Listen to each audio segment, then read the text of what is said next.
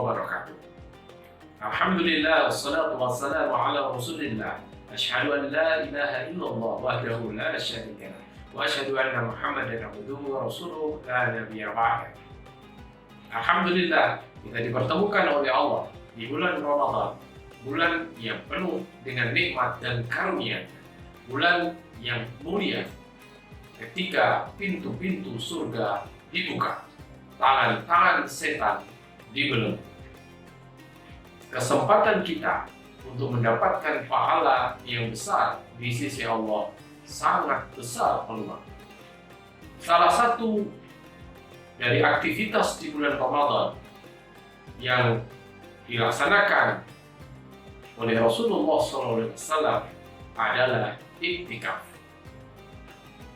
Tentu kita semua sudah mengetahui, tapi tidak ada salahnya kita merefresh kembali apa itu iktikaf. Secara istilah syar'i, iktikaf adalah berdiam diri di masjid yang disertai dengan niat. Ada dua jenis iktikaf. Yang pertama adalah iktikaf wajib, yang kedua adalah iktikaf sunnah. Iktikaf wajib adalah iktikaf karena nazar seseorang. Dia bersumpah, misalnya ketika dia lulus dari perguruan tinggi, dia akan melaksanakan iktikaf. Sumpah seperti ini harus dibayar. Kalau tidak dibayar, dia berdosa. Sementara kalau di bulan Ramadan, iktikaf adalah amalan sunnah. Rasulullah SAW ketika beliau sampai di Madinah, sampai akhir hayat beliau mendawamkan iktikaf di Masjid Nabawi. Ini seperti yang dikemukakan oleh Ibunda Aisyah radhiyallahu anha. Pemirsa yang dirahmati oleh Allah,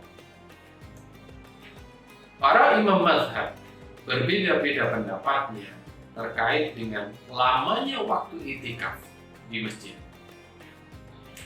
Kita tidak membahas perbedaan antar masing-masing mazhab. Kita ambil salah satu yang banyak diikuti oleh umat Islam khususnya di Indonesia, yaitu mazhab Syafi'i. Di dalam mazhab Syafi'i, berdiam diri itu dibatasi juga dengan sebuah waktu. Waktunya adalah tuma'ninah. Maka orang yang bisa melebihi waktu tuma'ninah dan meniatkan diri sebelumnya untuk beriktikaf, maka dia sudah sah dianggap beriktikaf. Jadi tidak perlu sampai 1 hari 1 malam, beberapa jam. Kalau menurut pendapat ini, beberapa saat saja, lebih dari orang tuma'ninah, maka dia dianggap telah melaksanakan iktikaf. Dan kalau kita lihat, kita perhatikan pendapat para jumhur ulama, maka iktikaf itu dilakukan dalam waktu sebentar. Pemirsa yang dirahmati oleh Allah Subhanahu wa Ta'ala, penting kiranya kita juga memahami bahwa iktikaf harus dilaksanakan di masjid. Inilah pendapat para ulama yang masyhur dan hampir merupakan pendapat para imam mazhab. Bukan iktikaf namanya kalau kegiatan ini, berdiam diri ini dilaksanakan di luar masjid, di rumah misalnya, di sekolah misalnya. Itu semua tidak termasuk di dalam iktikaf. Iktikaf dilaksanakan di masjid. Pemirsa yang dirahmati oleh Allah Subhanahu wa Ta'ala, karenanya perempuan pun yang ingin beriktikaf tentu tempatnya juga di masjid, bukan di rumah. Itu pula yang dulu dilaksanakan oleh istri Rasulullah SAW ketika mereka beriktikaf.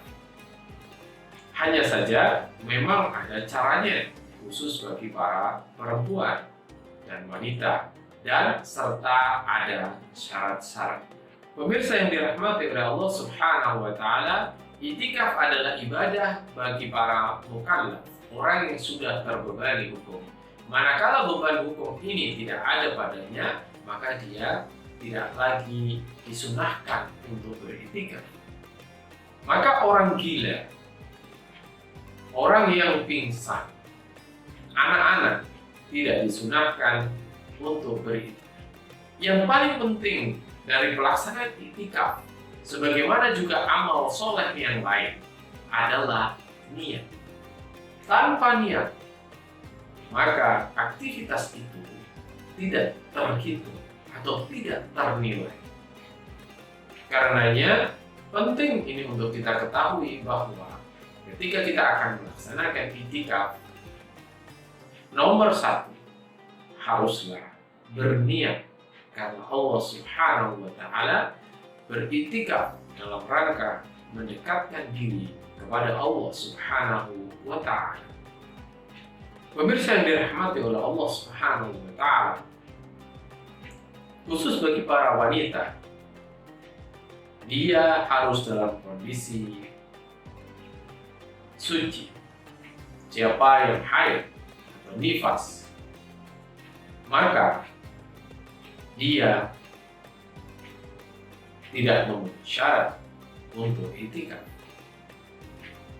Demikian juga yang patut untuk dicatat adalah para wanita haruslah mendapatkan izin suaminya ketika dia beriktikaf di masjid. Ada pengaturan tersendiri dalam urusan iktikaf di masjid ini khusus bagi para wanita. Dulu di zaman Rasulullah SAW, istri-istri Rasulullah juga mengikuti iktikaf. Namun para wanita mendapatkan tempat yang terpisah, dan para wanita itu dibangunkan atau di sekelilingnya diberi kelambu-kelambu yang tidak memungkinkan para lelaki atau para pria untuk melihat mereka. Yang dirahmati oleh Allah, apa yang dilakukan ketika seorang beriktikaf di dalam masjid? Banyak hal bisa dilakukan di dalamnya. Di antaranya adalah membaca Al-Quran, mengkaji Al-Quran, berzikir kepada Allah Subhanahu wa Ta'ala, membaca sirah Rasulullah SAW, mengkaji ilmu-ilmu yang lainnya, melaksanakan ibadah-ibadah sunnah, maka itu sholat dan lainnya. Karenanya sebenarnya ibadah iktikaf adalah ibadah yang cukup longgar bagi kita untuk mengisi. Pemirsa yang dirahmati oleh Allah, selain kita cukup longgar, perlu diingat ada batasan-batasan yang harus kita coba untuk hindari ketika sedang beriktikaf. Di antaranya adalah melaksanakan sesuatu yang tidak dianjurkan oleh hukum syara. Apa di antaranya? Di antaranya adalah membuang-buang waktu secara sia-sia. Zaman sekarang bisa jadi banyak orang menghabiskan waktu dengan main game. Ini adalah sia-sia.